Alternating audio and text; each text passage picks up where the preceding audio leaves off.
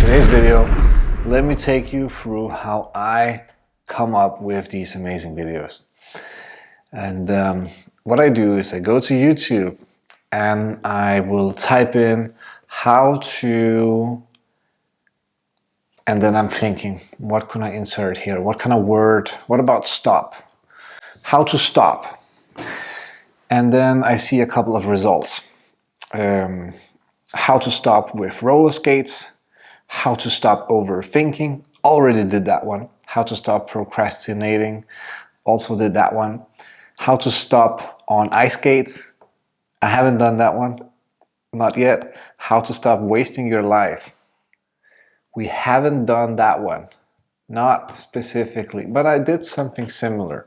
Let's continue. How to stop masturbate habit permanently. Should we do that one? Masturbate habit? Are you suffering with masturbate habit? Well, I'll take a screenshot of this. This is actually quite funny. How to stop scrolling. It's like social media. We did something about that. How to stop being lazy. We covered that. How to stop with rollerblades. Okay, there seems to be a pattern here. Rollerblades, ice skates, is that something people struggle with? I don't know. How to stop smoking. We did a video on smoking. How to stop overeating. We talked about gluttony in a couple of videos. How to stop gambling.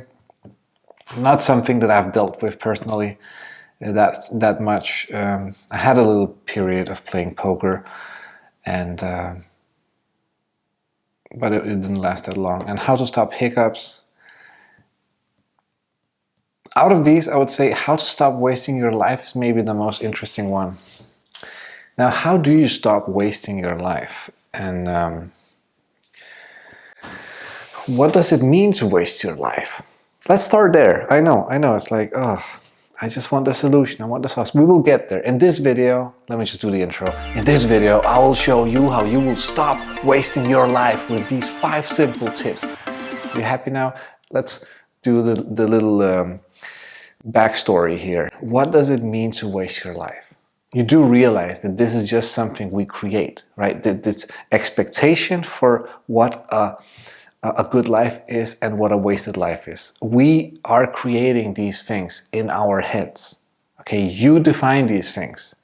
If you say to yourself that wasting your life is, playing video games, then there you go. You've created a constriction in your life.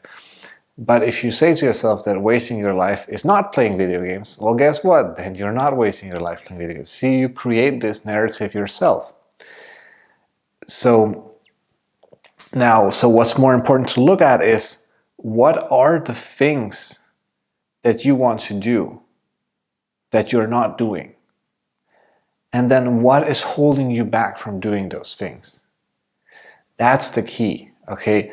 It's not about forcing yourself to do things that you don't want based on other people's expectations. No, it's about looking at your life and asking yourself, are you doing everything that you want to do? Are you fulfilling your deepest desires right now? Or are you being held back by something inside? Is there a fear inside of you?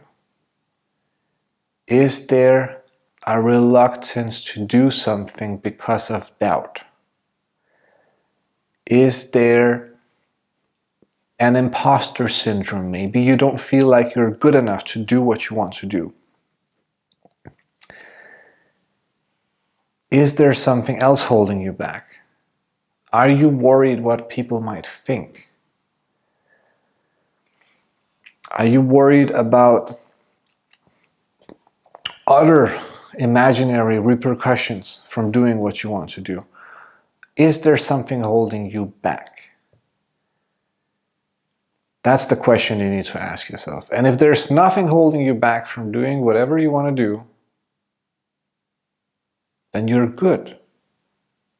You're living your life optimally. You shouldn't even be asking yourself if you're wasting your life. So you're not wasting your life. Good, job done. But if you feel like you're wasting your life, if you have this feeling like the days are going by and you have these things that you want to do, and you look at other people who are doing some of the things that you want to do, and you see how year for year they are improving, or they're seeing more and more results, and you're thinking to yourself, that could be me, but I didn't put in the effort. I didn't do that thing consistently. Do you have those thoughts? And then you get that feeling of, oh, I'm wasting my life.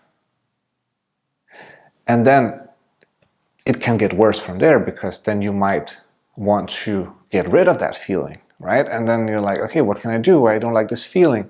Okay, let me eat something. you know how like we get like a bad feeling, and then we go to the fridge, like, and we or you know, we get a bad feeling, and then we change topic if we are in the conversation. You know, but so step one, I mean, you know, depending on how far gone you are in this journey, is confront yourself with the feeling that maybe you are wasting your life. And then bath in that feeling, rather than using your phone and being like, oh, I'm wasting my life, I hate my life, where's my phone? No, instead of doing that, just put the phone away, put everything away, don't go to the fridge, don't eat anything, don't distract yourself. Don't change topic, even if your mind goes on and says, okay, let's think about something else. Or let's try to be grateful instead. No, let's go back to that one. Let's go back to that whole idea of me wasting my life. Why? You know, let's confront ourselves with the worst that this little entity of thinking can give us. Give us the worst feeling, the worst thought, and let's ask why. Why am I wasting my life? What exactly do you mean by that? What could I do differently? Why am I not good enough? You know, ask yourself all these questions. Get to the core of it. And you might find that, you know, maybe there's something out there that you want to do, but that you're not doing. Right? So in your heart, in your deepest essence, your true self knows this is what you should be doing. This is what brings you the most joy and happiness. And if it plays out in a nice way, you will completely change your life for the better. Right? You have this intuition. But it could go wrong. You're maybe not good enough. Maybe you need to study more. You have a lot of these buts. Now, here comes a critical point where we see a very big separation between people who manage to do things over a consistent period of time and achieve astonishing results, and people who don't. And the difference lies in being able to do it regardless of these insecurities, because they're always going to be there. The fear, the doubt, the cringe. You know, the cringe, you might as well just fucking fall in love with the cringe, because cringe is going to be your best friend whenever you start something new. You're going to feel so cringy all the time. Okay? In fact, try becoming in love. Try falling in love with cringe. Because yeah, it's gonna be a permanent roommate, you know, forever. If you decide to do anything that is in this world considered worthwhile, not talking about worthwhile in its true essence, which is to be conscious, to be present, to be in this moment. However, these two things can be connected. You can find something that is worthwhile both in this world, but also in your inner world, in the spiritual realm. If you find something that can cross both worlds, you're in heaven, quite literally, because then there's no place that is better to be than in doing that thing. So, okay, where was I? Do it regardless. And a lot of people have their own little philosophy about this. You know, some people, they just say it plain simply. I just do it anyway. I don't feel like, I don't want to do it. I do it anyway. I have these fears, I have these insecurities. I feel like it's going to go wrong. I do it anyway. I don't have energy. I really don't want to do it. I do it anyway, right? People say it like this sometimes. But there's also a deeper way to look at it, because I like to understand things. I like to look at what's more primordial to that. What's more primordial to doing it anyway. You know, And it's consciousness, obviously. It's consciousness. It's being able to identify yourself as consciousness, the observer of your mind, rather than the mind itself. Now, understanding that can teleport you to the end of this equation, basically. Once you realize that your mind is not who you are, all of those burdens, all of your insecurities, all of the restrictions of your mind just falls apart. At that point, once you realize you are conscious, it doesn't matter what the mind is saying, ever. It could say anything. But if you set out to do something, you're going to do it anyway. The mind can scream and kick all it wants. You're still going to do it because you know that you're not the mind. Whereas this whole doing it anyway mentality, it has a little bit of that. I met this guy in the gym, and he said, like, when it hurts, he just keeps on pushing even harder. He's like, oh yeah, give me that pain. He's like the David Goggins style training. And I think David Goggins also mentioned in one of his interviews that for him to go into these very dark places where he really pushes his body beyond its capabilities, he has to create a voice inside his head that is telling him to do things. I can't paraphrase this correctly, actually. I'm not sure. But something about creating a stronger voice than the one in your own head. When this voice over here, the real you, is saying, get the fuck out of here. Go. You're nobody. You've always been nobody. And it's true. People don't hear that. That's a true voice. And then you had to create another voice over here that is saying you're better than that other voice. And you're in the freezing cold water that both voices don't want to fucking be in. But you win. And it goes from the water to the studying, to the running, to losing weight, to how you eat, to how you function as a man. Every day of your life, you're winning these battles. And then I have normal people who only have one voice. Never created the second voice.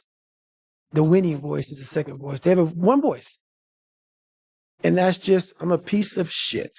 Maybe he's doing it unconsciously, the whole part of observing the mind. But a lot of people have this sort of embracing the pain of the thing, right? They're like, it's almost like they're just plowing through those moments of resistance. And you can see it. You can see that there is a little bit of ferocity in what they do, but there doesn't have to be ferocity. There doesn't have to be any discomfort or pain associated with doing things anyway. Because who is the one uncomfortable? It's the mind, right? So we can just understand that we are not the mind, and that's it. That's the end. And then whatever it is you want to do, you're just going to do, right? Yes, the mind is going to interfere more and more, depending on how many doubts there are associated with different activities, but it's not going to change anything. Just be conscious, stay as consciousness, and you will never waste a day in your life. Not even a minute.